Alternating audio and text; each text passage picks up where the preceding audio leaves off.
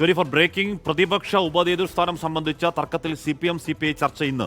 CPI സംസ്ഥാന secretary Binoy Viswam CPM സംസ്ഥാന secretary MV ഗോവിന്ദനെ കാണും. പ്രതിപക്ഷ ഉപനേതൃസ്ഥാനം CPIക്ക് നൽകാനാവില്ല എന്നാണ് CPM നിലപാട്. ശ്രീത്ത് വിവരങ്ങളുമായി ചേരുന്നു. ശ്രീത്ത്, ഇതിൽ CPIക്ക് പ്രതിപക്ഷ ഉപനേതൃസ്ഥാനം വേണമെന്ന് ബിനോയ് വിശ്വം തന്നെ പരസ്യമായി ഒന്നല്ല പലയാവർത്തി പരസ്യമായി പറഞ്ഞ സാഹചര്യത്തിൽ പ്രതിപക്ഷ ഉപനേതൃസ്ഥാനം കിട്ടുക എന്നത് മാത്രമേ ഉള്ളൂ CPIക്ക് മുന്നിലുള്ള ഓപ്ഷൻ. ഏത് ചർച്ച നടന്നാലും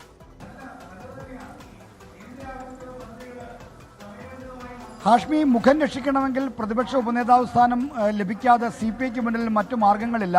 എന്നാൽ CPIയുടെ സംസ്ഥാന സെക്രട്ടറി ബിനോയ് വിശ്വത്തിന് ഈ വിഷയം കൈകാര്യം ചെയ്തതിൽ രാഷ്ട്രീയമായും തന്ത്രപരമായും പാളിച്ച പറ്റിയെന്ന വിമർശനം CPIക്കകത്ത് തന്നെ ശക്തമാണ്. CPMനും CPIക്കും ഇടയിൽ നടക്കുന്ന ചർച്ചയിലൂടെ ഈ ആവശ്യം ഉന്നയിക്കുകയും അത് സാധിച്ചെടുക്കുകയും ചെയ്യുകയല്ലാതെ പരസ്യമായി മാധ്യമങ്ങളോട് ഉന്നയിച്ചതോടുകൂടി ഇത് ലഭിക്കാതെ മറ്റു മാർഗമില്ല എന്ന നിലയിലേക്ക് CPI മാറി. ഇത്തരമൊരു സമ്മർദ്ദ സാഹചര്യത്തിൽ അകപ്പെടാനുള്ള കാരണം സെക്രട്ടറിയുടെ തന്ത്രപരമായ പിഴവാണെന്ന വിമർശനം CPIയുടെ നേതാക്കൾക്കിടയിലുണ്ട്. നാളെ CPIയുടെ സംസ്ഥാന സെക്രട്ടറി ചേരുന്നുണ്ട്. അതിന് മുന്നോടിയായാണ് ഇന്ന് രാവിലെ ഇപ്പോൾ CPM നേതാക്കളുമായി ചർച്ച നടത്താൻ സെക്രട്ടറി ഒരുങ്ങുന്നത്. എന്തായാലും ഈ പ്രതിപക്ഷ നേതാവ് സ്ഥാനം ലഭിക്കാതെ മുഖം രക്ഷിക്കാൻ കഴിയില്ല എന്നൊരവസ്ഥയിലേക്കാണ് CPI എത്തിപ്പെട്ടിരിക്കുന്നത്. അതുകൊണ്ട് തന്നെ എന്ത് ചെയ്യുമെന്ന കാര്യത്തിൽ ഒരു വ്യക്തതയുമില്ല.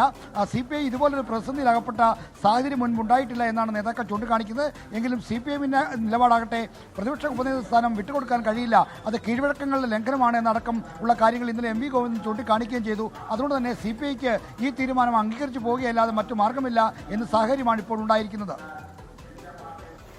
അപ്പോൾ എന്താണ് ഒരു ഫോർമുല? ഇപ്പോൾ ഇന്നലെ രാത്രിയും ബിനോയ് വിശ്വത്തോട് ചോദിക്കുമ്പോഴും നേരം പുലരട്ടെ എന്നാണ് പറയുന്നത്. നേരം പുലർന്ന് ഇന്നലെ MV ഗോവിന്ദനോട് ചോദിക്കുമ്പോൾ അത്തരത്തിലൊരു നീക്കമില്ല എന്ന് ഏതാണ്ട് പ്രത്യക്ഷമായി തന്നെ MV ഗോവിന്ദൻ പറയുന്ന പശ്ചാത്തലമുണ്ട്.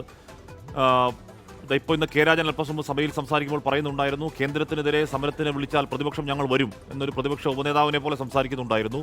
പ്രതിപക്ഷ ഉപനേതൃസ്ഥാനം KN ബാലഗോപാലന് കൊടുക്കാനാണെങ്കിൽ ഇപ്പോൾ CPI എന്ത് കിട്ടിയാലാണ് അപ്പോൾ ഒരു സമവായം, ഒരു ഫോർമുല എന്ന് പറയാൻ കഴിയുക? ശ്രീത്,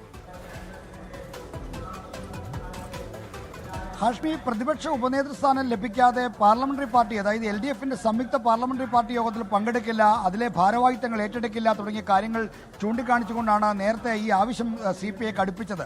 അപ്പോൾ അത്രയും എക്സ്ട്രീമായ, അത്രയും വളരെ കടുത്തൊരു നിലപാടിലേക്ക് പോയ CPIക്ക് ഇനി ഈ ആവശ്യം സാധിച്ചെടുക്കാതെ എങ്ങനെ പിന്നോട്ട് വരാൻ കഴിയും എന്ന പ്രശ്നമുണ്ട്. മാത്രമല്ല, നിയമസഭയിൽ ഈ പ്രതിപക്ഷ ഉപനേതൃസ്ഥാനം തന്നില്ലെങ്കിൽ നിയമസഭയിൽ പ്രത്യേക ബ്ലോക്കായിരിക്കണമെന്നൊക്കെ വാദിക്കുന്ന ചില തീവ്ര നിലപാടുകൾ CPIയുടെ നിയമസഭാ കക്ഷിയിലുണ്ട്. എന്നാൽ നിയമസഭാ കക്ഷിയിൽ തന്നെ ഭൂരിപക്ഷം ആളുകളും ഇതിനോട് യോജിക്കുന്നില്ല എന്നതാണ് വസ്തുത. അതുകൊണ്ട് തന്നെ നാളത്തെ CPIയുടെ സംസ്ഥാന സെക്രട്ടേറിയറ്റ് കഴിയുമ്പോൾ മാത്രമേ എന്ത് കിട്ടിയാലാണ് CPIക്ക് തൃപ്തി വരിക, അല്ലെങ്കിൽ CPI എന്ത് കിട്ടി ഈ വിവാദത്തിൽ നിന്ന് എങ്ങനെ തടിയൂരും എന്ന കാര്യത്തെ പറ്റിയുള്ള വ്യക്തത വരുന്നത് നാളത്തെ സെക്രട്ടറി യോഗത്തിന് ശേഷമായിരിക്കും. ഓക്കെ, ശ്രീത്താണ് വാർത്തകളുടെ വിവരങ്ങൾ നൽകിയത്. ഇപ്പോഴും വലിയ പരാജയമാണ് LDF ഇക്കുറി നേരിട്ടത്. 99-35 ഒതുങ്ങുന്ന സാഹചര്യം ഉണ്ടായി.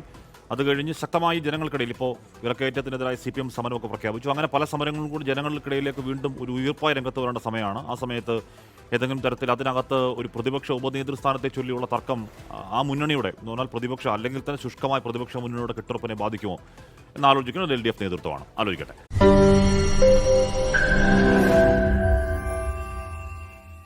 ലോകത്തെവിടെയായാലും ഏത് സമയത്തും 24 വാർത്തകളും ഓഗ്മെന്റഡ് റിയാലിറ്റി പാക്കേജുകളും എക്സ്പ്ലെയിനറുകളും വിശദമായി കാണാൻ ഞങ്ങളുടെ YouTube ചാനൽ നിങ്ങൾക്ക് സബ്സ്ക്രൈബ് ചെയ്യാം.